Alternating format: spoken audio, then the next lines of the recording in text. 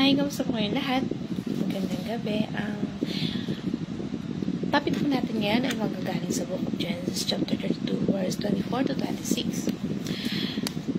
So, may kwento na dito sa verse na to na ikwento ko muna yung background. Si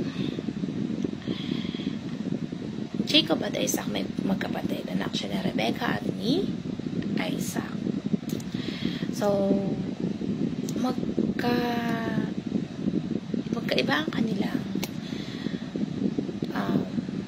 ugali. Si Esau ay isang hunter na mahuli ng mga mabangis na hayop at nakikipagpuno ito. So, si Jacob naman ay sa bahay lang. So, taong bahay lang siya. At may mga paborito ang kanilang magulang. Si Rebecca, yung ina nila, paborito si Jacob, at yung si Isaac naman, si Esau, yung panganay. So, minsan, umuwi si Esau na gutom galing sa pangangaso. At sabi niya, Jacob, pakainin mo nga ako. Gutom ako. So, sabi ni Jacob, dahil may interest siya dun sa kayamanan nila. Sabi niya, sige, basta sa akin na yung kayamanan mo. So, itong si Esau, dahil gutom, sabi niya, sige, sa'yo na yun, basta pakainin mo lang ako, paganda mo ako, ganun. Tapos,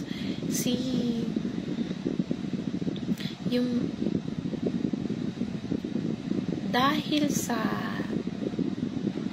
nung panahon na matanda na sila, dahil sa kailangan kunin yung blessings ng kanilang ama para sa kayamanan, nagpanggap ito si Jacob na si Esau. So, nagalit si Esau. So, gusto maprotektahan ni Rebecca yung kanyang anak na si Jacob. At pinadala siya ng kanyang ama. Pinadala siya ng kanyang magulang doon sa kapatid ni Rebecca ng kanyang ina na si Laban. At doon, mula sa Beersheba hanggang sa Haran, nandun yung kapatid ni Rebecca at may mga anak na si Leah at Rachel na napangasawa ni Jacob.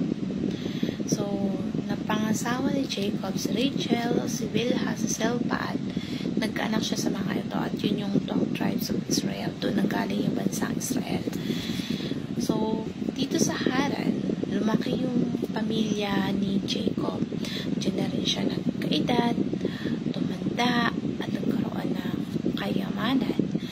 Na yung kayamanan noon nagkaroon ng yung pagkakaroon ng maraming hayop ng katulad ng asno, kamelyo, kung ano-ano pang hayop, kambing. So, sa layo na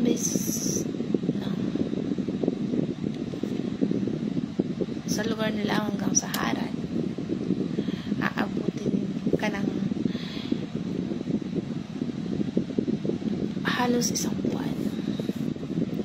So, nung matanda na si Jacob, alam naman niya sa sarili niya na hindi na siya dapat talaga mag-stay doon kasi may pangako ang Diyos na dito sila sa lupang pinangako. Diyan siya mamamatay, at alam ni Jacob na doon siya sa Israel. So, kaso nandun yung kapatid niya si Esau. Si Esau nagkaroon na rin ng malaking pamilya. Nagkaroon siya ng maraming alipin, at dahil si Jacob gusto na makipagkasundo kay Esau, nagsuko siya ng kanyang mga alipin doon sa kapatid niya si Esau. Sabi ni Jacob, gusto ko magpag-ayos sa'yo, sana magkaayos na tayo. So, sabi ng mga alipin niya,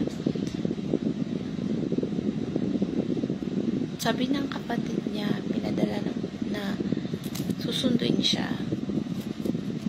May susundo sa kanya na 400 na tauhan. So, natakot siya.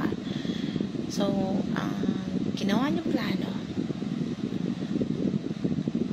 pinauna niya yung mga hayop niya para salubungin yung kapatid niya at para mapuntahan. At sabi niya lahat ng mga hayop na pinauna niya, yun magiging alay niya. Peace offering, kumbaga. So, ang intention ni Jacob para kung may galit man yung kapatid niya ay mapawi yung galit. Magkaayos sila. So, si Jacob yung pinakana sa huli. Kaya nung papunta siya doon, pinauna niya yung mga pamilya niya at siya yung pinakahuli. Pero nung nasa huli na siya, nag-iisa na lang siya, may dumating na isang lalaki at nakipagbuno sa kanya. At dito na yun, yung verse na Genesis. Nung nag-iisa na siya, ito yung verse, nag-iisa na siya, nagdumating na isang lalaki at nakipagbuno sa kanya. Nagbunuan sila hanggang mag-umaga, hanggang mapansin niya na hindi niya matatalo si Jacob. Pinasil niya ang balakang ni Jacob at nilinsad ang magkatapat na bato nito. At sinabi ng tao, bitawan mo na ako dahil mag-umaga na.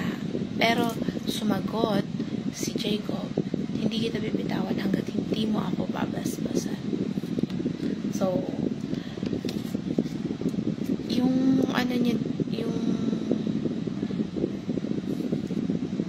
ang taong nakipagbuno sa kanya ay si Jesus Christ na nagkatawang tao.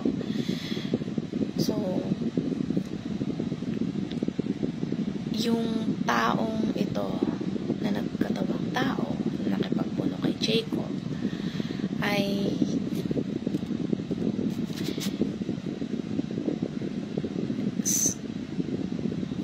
nakipagbuno si Jacob sa Diyos na nagkatawang tao. At sabi ni Jacob, hindi kita bibitawan hanggat hindi mo ako babasbasan. Ang katuroan po dito ay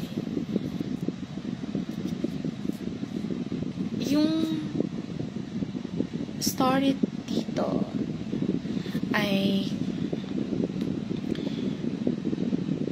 God meets when we are alone.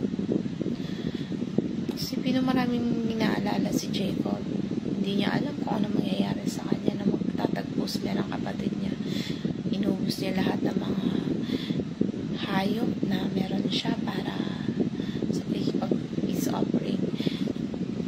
So, ang gulo ng utak niya. So, mag-isa na siya ng pagkakataong ito. Minute siya ng Diyos. So, Jacob encountered Jesus. At dahil sa nervyos niya na dahil sa gusto niya magkaayos sila ng kapatid niya, nanalangin siya. So, napakahalaga na mag-spend tayo ng prayer kahit mag-isa na pag nag-isa tayo. So, resting with God is a teaching of prayer na larawan ng pananalangin na talagang makipagniig ka,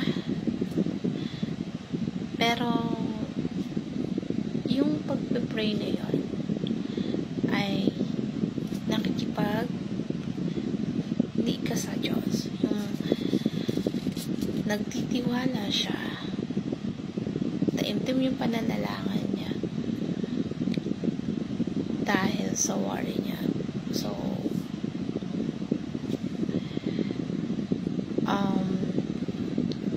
pinapakita lang dito na wrestling with God is a picture of trust. Nagtitiwala siya. Patuloy siya magtitiwala at mananampalataya. So, yun yung katuroan